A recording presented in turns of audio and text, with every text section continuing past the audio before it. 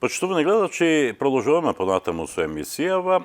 Моја гостинка Адо Мајкинка во емисијава е Сузана Мицева, моја колешка и поетеса, а она што е поетеса ни е повод за разговорот. Суза, добар ден, добре дојде во нашава емисија. Добар ден, драго ми е што имаме можност да си поразговараме. Поздрав до нашите гледачи и се надевам дека... Често си разговараме, ама често си имаме и поводи. Да, си разговараме често и овде, пред камера и надвор, затоа што така си седиме очи во очи, па си муабетиме. Токму така, но за седењето овде, за твоите гостувања секогаш има убави поводи, така и овој пат, а поводот се вика 13-та книжевна визита во Софија, Република Бугарија. Што беше тоа? Да, тоа беше еден многу убав настан, кој што, нели, самото име си кажува дека се одржува 13-ти пат поред. Би било и 15-ти ако не беа паузата од 2 години пандемија поради кој што не се одржуваше визитата. Ја организира издавачката куќа Макавеј, заедно со поддржано од Министерството за култура во Македонскиот културен центар во Софија, една многу убава дружба меѓу македонски и бугарски автори, издавачи, преведувачи. Секоја година имаат одредена тема, одредена област на која што се фокусираат, се доделува таму и традиционалната веќе книжевна награда Книжевен дедал, така што е едно многу убаво искуство пред се би рекла, на кое што можете да присуствувате, да ве видат тамошни автори, колеги, издавачи, слушатели, нели љубители на книжевноста. Колкумина македонски поети беа дел од оваа манифестација годинава?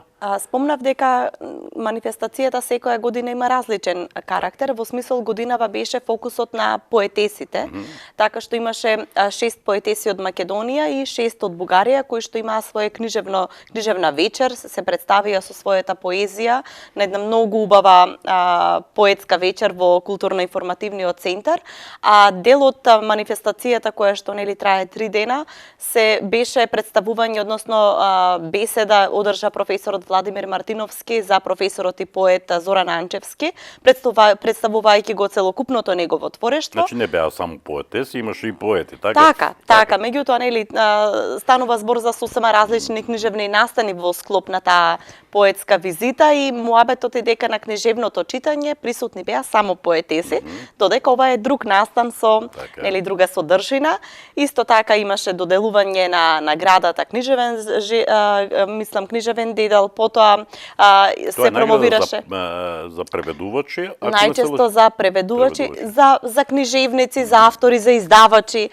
Така што годинава ја зеде наградата преведувач, но некој од предминатите години добитник беше и нашиот пријател издавачот Пламен Тотев, така што малку е поширок опсегот на станува збор за награда која што им се дава на луѓе кои што ги јакнат книжевните врски помеѓу двете земји, кои што ги поврзуваат авторите, кои што ја прават пристап на литературата, така што има. Да се биде една од 6 поетеси од Македонија, претпоставувам и чест и задоволство. Многу големо, да. Единствена представничка од Струмица. Како беше чувството да се биде таму? Беше многу интересно, затоа што со Владимир, менаџерот на Макавеј, досега не се познававме. Предложена сум била како поетеса која што би требало да биде повикана, ме повика тој, се запознавме таму, така што тоа беше склоп на едни нови познатства, нови врски кои што се воспоставија со колеги, со издавачи, така што беше многу пред се чест, но и многу убаво искуство. Така. Да се дружиме, да се слушнеме, да го слушнеме нашата поезија помеѓу поетските остварувања на други земји, на други автори, други поетики. Така. Настанот се случи во Македонскиот културно-информативен центар во Софија. Еден мал простор, но интересен, топол за вакви содржини. Како протече таа соработка со вашите колешки од Бугарија? Знаеш што сакам да прашам со тоа, колку актуелната состојба во односите помеѓу Македонија и Бугарија имаше влијание на тие ваши средби? На крајот може да го пуштиме ова како мала репортажа што ја направив за време на престојот таму, затоа што нели не можеме да оставиме да не ги увековечиме дел од моментите. Така, на крајот на краиштата сликата вреди 1000 зборови, нели? Така велат. Така е. Добро. Сакам да кажам, ќе можеме и лично од устните на една од најголемите бугарски живи авторки Здравка Евтимова, која е и председателка на Бугарскиот пен центар, да слушнеме што таа мисли генерално за состојбата со книжевниците. Порачува јасно Евтимова дека книжевниците треба да ги измируваат работите кои што ги расипуваат на некој начин политичарите, интересите кои што постојат во светот. Им беше навистина непријатно. Имавме такво чувство затоа што сме сите ставени во таква ситуација и тие се втурнати во цели овој бесмислен спор, така што можам да кажам дека не значи дека можеби во друг контекст и во друга средина не би наишле на некакви можеби коментари, провокации и нешто слично, меѓутоа таму беше многу пријатно, колегите беа срдечни, расположени и велам во контекст на прашање во кое што е отворено, им беше непријатно. А Евтимова имаше една многу силна порака дека треба да им се даде на книжевниците од Западен Балкан, од овој дел на Европа, многу повеќе глас за да може да го кажат она што е навистина вредно, да се излее уметноста и по неја да бидеме препознатливи, а не по спорови со проблеми, со недоразбирања, затоа што нели овде, како што рече таа, треба да се родат, а веќе и се родиле големи книжевни имиња. Сега се потсетувам на моментот кога улогите ни беа променети, а јас ти бев гостина, а ти домакинка, нели? И како зборувавме за едно мое гостување во Бугарија и истото прашање ми го постави, дали се чувствуваат тие нешта кои имаат врска со бугарско-македонскиот спор, навистина не. Разговараме на некои други теми, за соработка, за поезијата и тоа е добро во секој случај. Не наидовме ние, нели, јас и ти не сме немале, но еве кога ме прашуваа одредени колеги книжевници изминатиот период како поминав, како беше, и ми даваат свои, да речеме, професори од Универзитетот Гоце Делчев имале многу непријатни искуства за време на одредени конференции. Вика, можеби не колегите со кои што дебатираш, ама може портерот долу. Од каде доаѓаш и почнуваат провокациите. Значи тоа е едно прашање кое што штом политиката му дава толку големо и силно влијание, невозможно е да не се одрази низ луѓето, да стане актуелно, да биде причина за раздор, да биде причина за недоверба, нарушување на тоа едно убаво пријателство што може да се гради и се гради. Меѓутоа, за среќа, такво чувство, такво искуство немав. Така. Како и да е, нели, интенција на поезијата е да го спаси светот, јас се надам дека ќе ја спаси таа лоша ситуација во бугарско-македонските односи, кои се повеќе, нели, на политичко и историско ниво. Колку тебе ти недостасуваат таков вид на средби? Зошто само мегапоетеси од Македонија и Бугарија, зошто не и со другите земји? Колку е тоа неопходно за еден автор? Ама баш е неопходно, затоа што ова го спомнав и претходно. Вие можете на тој начин да се видите каде сте во таа една група на актуелни современи поети. Во рете кога нели ние сите убедени сме дека не убедени сме, туку имаме насушна потреба да твориме и сакаме да излезе дел од нас, меѓутоа колку тоа тежи и како тоа е прифатено и препознаено од публиката, можеме да видиме реално само доколку читаме пред нив во некоја сосема нова средина, во некоја сосема непозната средина, лица кои што не се дојдени да ни климаат глава и кои што не се дојдени да бидат нели божем фини и воодушевени од нашето писмо, туку само доколку вистински нешто ги допре, ќе ви придат и ќе ви кажат дека тоа им се допаднало или да разговараме за некоја тема што сме ја обработувале во поезијата. Така што сметам дека нам ни е битно да се движиме. Битно ни е да разговараме со други колеги за нивните предизвици, за нивните инспирации, за она што им е проблем во земјата каде што творат. Мислам дека не се залудно овие, од секогаш ги имало, уште во антиката имало поетски дуели. Значи не се тие залудно осмислени средби, манифестации и треба да бидат. Овие 2 години ние правевме напори, особено, нели, знаеш, беше дел од тој поетски маратон кој што постоеше овде на балконот и во Европа. Но живиот контакт е незаменлив. Апсолутно. Друго е кога ќе кликнеме на компјутерот и овде сме со глас или со прекини на комуникацијата, а друго е кога сме таму и ние едноставно се разговараме или само си ја чувствуваме тишината помеѓу нас. Има голема разлика. Баш од таквите контакти произлегуваат иницијативи за објавување на поезија, да кажеме на Сузана Мицева, на бугарски автори, на македонски, на автори од другите балкански земји, европски и така натаму. Оти чуму пишуваме ако не начитаат. Јасно. Така, нели? Да. Добро, што друго се случуваше во Софија во рамките на овие 3 дена, колку што бевте таму? Бевте во посета и на куќата на Пејо Јаворов, ајде, твоите импресии. Искуство, да, едно многу убаво искуство беше посетата на куќата на Пејо Јаворов. Интересно е што личности кои што имале допир, кои што имале силно влијание во животот на други големи револуционери, како што е Гоце Делчев, кој што нами е многу значаен, но малку знаеме за луѓето со кои што тој тесно соработувал, кои што ги инспирирал. А Пејо Јаворов бил еден од тие. Еден од тие, не само што тој бил воодушевен од Гоце Делчев и се запознав со делотворештвото кое што било негов биограф. Така, пишувано нели во чест на Делчев. Трогателна е таа една приказна за која што нели ние можеби и не можеме докрај да ја расветлиме како толку рано завршува животот неговиот и на неговата сопруга. Има многу мистика во таа приказна. Лора, да.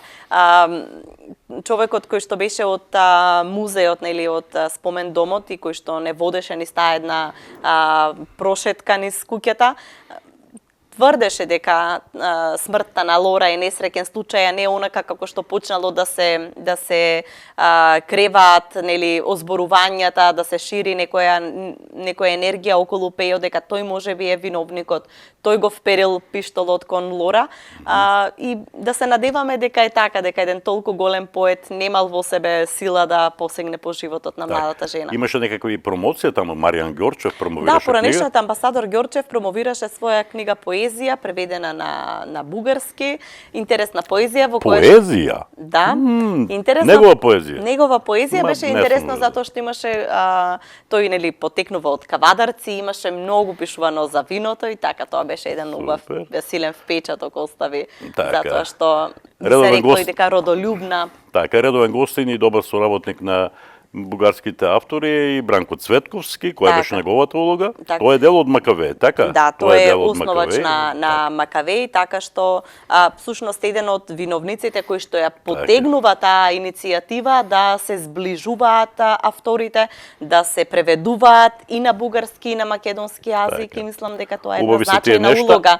што ја прави. Така, еве кон крајот имам информации дека до крајот на неделава 3 песни од Сузана Мицева ќе бидат преведени на бугарски јазик и објавени во списанието Либра Скорп и тоа е убаво се разбира. Многу ми е драго да ова е трет пат да бидам преведена на бугарски јазик во изминативе 5-6 години и многу ми е драго, особено затоа што токму овој препев се случува по посетата во Софија, каде што имав можност во живо да се запознам со поетесата Наталија Надјалкова, која што беше многу срдечна, една многу енергична поетеса, желна за работа во областа на книжевноста, срдечна и приемчива да направи нови контакти, да најде нови автори за преведување, така што голема благодарност до неа, што изрази желба и подготвеност да препее мои песни. Тука ја затвораме темата 13-та книжевна визита во Софија, Бугарија, ако немаш што посебно да додадеш. Тоа е од прилика, да. Што има друго ново на книжевен план кај Сузана Мицева? Работам на неколку. Ново, да, постојано има некои ракописи кои што се готови, ама повторно ги враќам на доработка, за кои што се пуштени во печат, па сме ги повлекле така. Имаше една азбука, стихувана азбука, која што со просветно дело имавме намера да ја издадеме до почетокот на оваа година, меѓутоа еве се одложува некаде за септември, ќе видиме како ќе тече. Тоа во меѓувреме се подготвуваат и нови ракописи за деца, но навистина не знам, неверојатно ќе чекам само да им дојде времето. Не сум во некоја фаза мора сега да излезе. Баш ги оставам да видам како ќе се поклопат коцките. Имам еден поетски ракопис поезија, која што станува збор за збирката која што минатата година влезе во најтесниот избор за Антево перо, така што најверојатно ќе ја објавиме оваа година и се надевам дека ќе успеам да издадам. Така, докај се нештата со новиот број на Зенит, се подготвували? Зенит пристигаат голем број материјали и дури кога ќе се спомне Зенит, имам веќе едно бреме, еден товар, затоа што ни следува период интензивен. До сега само прибиравме материјали и сега следува на интензивниот период. Одбир на материјалите, препеви, синтезирање на нештото, така? Да, влегување во некаква рамка. Меѓутоа, морам да кажам дека овој Зенит ќе биде навистина исклучителен заради тоа што благодарејќи на Звонко Димовски, еден прекрасен, посветен книжевник од Прилеп, ќе имаме актуелна украинска поезија од авторки кои што пишуваат во моментов под звукот на војната, што се вели. Па мислам дека тоа ќе биде еден силен печат, ќе имаме уметници кои што ќе творат на име војна, да ја разбиеме оваа негативна енергија малку и да видиме колку најлошите моменти во животот можат да бидат престорени во уметност. Ви преде во навика да правите тематски нешто со Зенит, еве Блаже Коневски беше, Горан Стефановски. Природно се наметнуваат.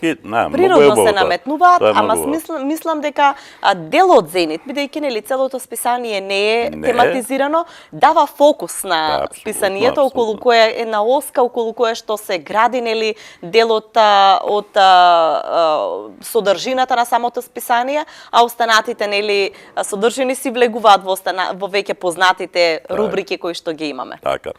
И последното прашање, средба под јаворите. Да. Подготовки. Ке се дружиме со децата. Така. Имаме многу подготовки.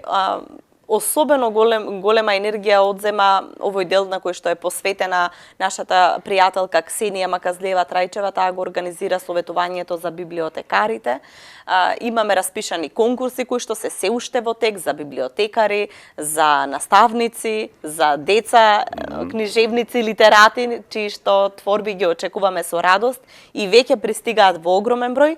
Ова е една многу убава манифестација која што ја слави не само книжевноста за деца, туку и името на големиот Видое Подгорец и многу сме срекни што ќе имаме можност повторно 7 и 8 јуни во Струмица и во Колешино да се дружиме, да ги пречекаме талентираните другарчиња од цела држава и се надевам дека ќе имаме убаво дружење. Но треба да се каже дека иако 7 и 8 се деновите на одржување, вие практично преку разни активности го одбележувате името на Видое Подгорец преку целата година на некој начин. Спонтано ги организираме голем дел од настаните, читање со ученици, некои тематски работилници кои што се организираат, понекогаш на барање на некоја од наставничките со кои што имаме контакти, понекогаш на издавачи, на библиотеките. Расположени сме и сакаме да се дружиме со децата, да организираме средби со писатели, со поети, да имаме на некој начин да бидеме барем една нишка која што ќе ги доближи децата до книгата, да им го отвориме тој свет кој што е навистина слоевит, богат и вреден да се влезе во него. На почетокот од разговорот реков дека секогаш имаме убави поводи за разговор, нека биде така и во иднина. Ти благодарам за гостувањето. Ти благодарам многу, Ѓорги, и се надевам дека ќе имаме срекни поводи за разговор. Дај Боже, нека биде така.